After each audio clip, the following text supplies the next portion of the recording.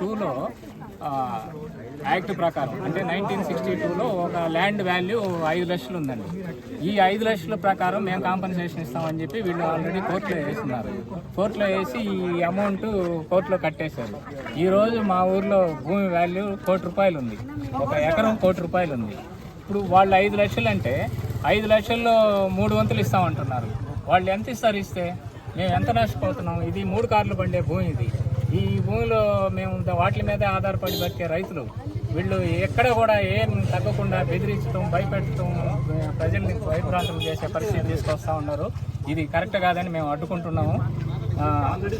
మేము అడిగేది ఏంటంటే మినిమం 15 ఫీట్ డెప్త్ కానీ మీరు వెళ్తే మేము అంగీకరిస్తామని మేము చెప్తున్నాం. మా ప్రాబ్లం అది. ఎందుకంటే వాతావరణ అనుకూలాలను బట్టి మేము మారాలి. ఇక్కడ భూ పరిస్థితులు, స్థితిగతులను బట్టి కూడా వీళ్ళు ఆలోచించాలి.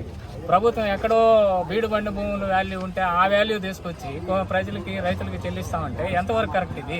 ఇది కరెక్ట్ కాదు. మాకు కావాల్సింది మాకు రైతులకి న్యాయం చేయాలి అంటే వాళ్ళు వెళ్ళే పైప్ లైన్ మినిమం 15 ఫీట్ డెప్త్లో వెళ్తే తప్ప రైతులకు ఉపయోగం ఉండదు. కాబట్టి ఈ డిజిటల్ మీడియా ముఖంగా మేము ప్రజల ఆవేదన తెలియజేసుకుంటా ఉన్నాం. వీళ్ళైతే బాగా బెదిరించే విధంగానే ఉంది. చూడు ఈరోజు అంతా ఇదిగా వచ్చారు. అయితే వాళ్ళు కూడా మాకేమి ఇదేని కాదు. మేము అడుగుతున్నాం, మా ప్రాబ్లం మేము అడుగుతున్నాం. మినిమం మీరు మాకు ఇక్కడ పరిస్థితులను బట్టి మేము మారాలి. ఈరోజు మేము ప్యాడీ చేసుకున్నాం. రేపు ప్యాడీ నుంచి ఫిష్ పాండ్కి వెళ్ళాల్సి వస్తుంది. ఫిష్ పాండ్కి వెళ్ళినప్పుడు 10 మీటర్ల వరకు ఆ జేసీబీ ఇది ఉంటుంది కదా, అది వెళ్తుంది.